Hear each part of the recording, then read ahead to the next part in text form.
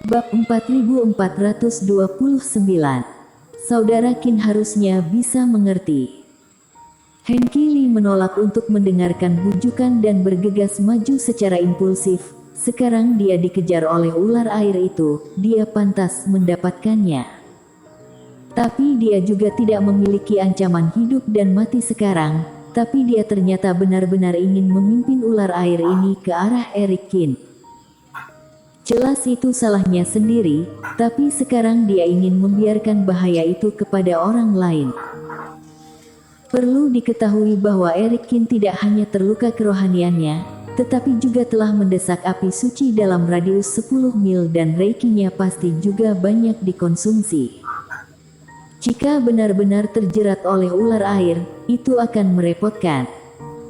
Tetua Di dan kepala suku Li dan lainnya semuanya sedang terburu-buru dan ingin segera bergegas maju. Hanya saja tikus siluman belum selesai dibereskan, mereka semua memiliki lawan masing-masing dan mereka tidak akan bisa keluar untuk sementara waktu. Tuan, sepertinya ada sesuatu yang mendekat di langit yang jauh dan auranya menakutkan. Meskipun kerohanian Erik Qin telah pulih sedikit karena dia menelan beberapa kemelekatan jiwa hari ini, namun jaraknya hanya beberapa meter saja. Dan kultivasi Black Demon tidak cukup, dengan kecepatan Henki Li dan ular air di alam fase penilaian, dia hanya bisa samar-samar merasakan ada sesuatu yang menakutkan di kejauhan sedang mendekat, tetapi tidak bisa merasakan dengan jelas. Erik Qin mengerutkan kening dan juga melirik ke arah yang dikatakan Black Demon. Itu pasti ular air atau tikus siluman, tapi jika datang dari langit, itu pasti ular air. Namun, tikus siluman itu belum dibunuh, sebaiknya jangan mengganggu formasi api suci. Dengan membalik telapak tangannya, dia meletakkan pisau Yu yang di sampingnya dan Erik Qin juga sudah siap. Benar saja, tanpa kerohanian, Erik Qin ini seperti orang buta. Aku bahkan mendekatinya dan dia masih tidak mengelak. Melihat Erik Qin tidak bergerak, Henki Li tampak bersemangat.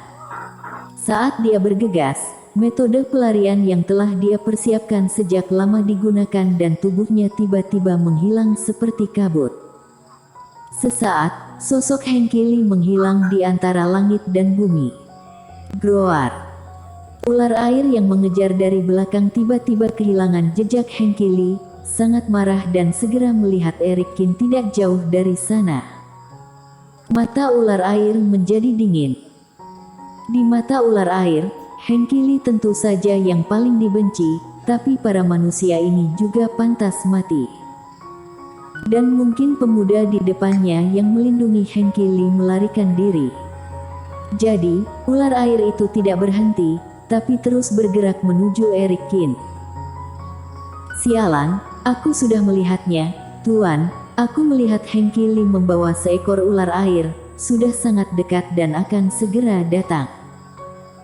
Pada saat ini, Black Demon akhirnya melihat situasi dengan jelas dan tidak bisa menahan teriakannya. Erik Qin juga menggenggam pisau Yu yang di tangannya dan pada saat yang sama siap menghentikan api suci kapan saja. Namun, saat Erik Qin hendak bergerak, suhu di sekitarnya tiba-tiba turun. Di langit, kepingan salju berjatuhan di seluruh langit dan embun beku mengembun di tanah. Sepertinya aku tidak perlu bergerak. Merasakan suasana akrab ini, ekspresi Erik Qin menjadi santai. Pada saat berikutnya, sebuah bayangan putih, seperti meteorit yang jatuh, menembus dari langit. Baaneng. Saat ular air itu menerkam Erik Qin, es berduri besar ini menembus kepala kedua ular air itu dengan mudah dan pada saat yang sama memakukan tubuhnya yang besar dengan kuat ke tanah. Asap dan debu ada di mana-mana dan kepingan salju beterbangan. Sosok Anggun Vinola Su turun perlahan, seperti gadis suci es, berdiri di depan Erik Qin. Dan di kejauhan, ular air lainnya yang telah membeku menjadi patung es pada suatu waktu juga hancur dan berubah menjadi bongkahan es. Sepertinya Vinolasu bergegas ke sini setelah membunuh ular air yang telah dia tangani dan menangani ular air itu. Mata orang-orang yang bergegas ke sini semuanya terkejut. Semua orang tahu kekuatan Eric Kin, tapi melihat sekarang, kemampuan Vinolasu tidak kalah dengan Eric Kin. Karena para ular air besar ini terbunuh satu demi satu, Eric Kin juga tidak pernah menghentikan formasi api suci dan di tempat ini, tikus siluman secara bertahap musnah. Akhirnya, setelah kematian pemimpin terakhir tikus siluman, tanah berbahaya kembali tenang. Henkili, bajingan, apa yang baru saja kamu lakukan? Segera setelah semuanya selesai, Tetua Di dan kepala suku Li bergegas menuju Henkili dengan agresif. Jika tidak ada kultivator yang menghentikannya, para tetua mungkin tidak bisa menahan diri untuk segera memukuli Henkili. Dan bahkan beberapa kultivator yang menghalanginya sebenarnya tidak puas dengan Henkili di hati mereka. Bagaimanapun, Eric Kin mengambil risiko untuk menghilangkan tekanan para kultivator. Jika tidak ada api suci, mereka tidak akan dapat membunuh semua tikus siluman dengan begitu mudah. Dan apa yang dilakukan Henkili sebenarnya hampir melukai semua orang. Menghadapi kemarahan massa, Henkili sama sekali tidak merasa malu, malah terlihat tenang. Teman seiman sekalian, kenapa kalian begitu marah? Dalam situasi barusan, aku tidak sengaja terluka oleh ular air dan kekuatanku habis, jadi aku hanya bisa lari untuk keselamatan hidupku. Adapun aku yang bergerak terburu-buru ke arah teman seiman Kin, itu hanya kesalahpahaman, bukan keinginanku. Itu kentut, kamu jelas sengaja menyesatkan orang lain, kalau tidak bagaimana bisa kebetulan seperti itu. Kepala suku Li memarahi dengan marah. Hehe. Henkili tersenyum acuh tak acuh, dia tidak langsung menjawab pertanyaan kepala suku Li, tetapi malah mengatakan untuk menyelamatkan nyawa. Kita semua adalah kultivator. Ketika menemui bahaya yang mengancam hidup, melindungi diri kita sendiri jelas merupakan pilihan pertama. Ketika semua orang panik dan tidak ada jalan lain, tidak dapat dihindari bahwa beberapa orang akan ikut terluka secara tidak sengaja. Ini bukan yang aku inginkan, aku pikir saudara Kin bisa mengerti, kan? Mengerti, tentu saja aku mengerti. Eric Kin juga tersenyum acuh tak acuh. Dia tahu apa yang dipikirkan Henkili. Tapi sekarang masalahnya sudah selesai, tidak ada gunanya mengatakan apa-apa sekarang dan Henkili tidak mungkin mengakuinya. Kalian lihat kan, saudara Kin bisa mengerti diriku, semua orang benar-benar salah paham denganku. Henkili tanpa malu-malu mengucapkan hal tersebut.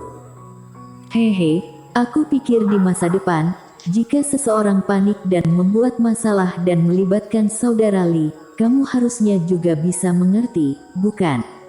Eric Kin berkata dengan santai. Tentu saja, saling pengertian adalah prinsip dasar hidupku. Henkili terlihat serius, tapi hatinya tersenyum. Tanah berbahaya ini dibersihkan dan jelas bahwa jalan berikutnya akan menyatukan dua jalan itu lagi. Saat itu, kedua belah pihak tidak akan memiliki kesempatan untuk bergabung lagi. Jadi dia tidak mengatakan ini dengan santai. Tentu saja, saat ini Henkili tidak menyangka bahwa dia harus membayar mahal untuk apa yang dia katakan selanjutnya. Selanjutnya, Mitayan berkomunikasi dengan patung altar dan mengumpulkan pecahan piringan lagi. Dengan cara ini, pecahan di tangan setiap orang hampir mencapai setengahnya dan dapat disatukan menjadi bentuk setengah piringan. Benda ini tidak terlihat seperti harta karun, tapi sebuah kompas.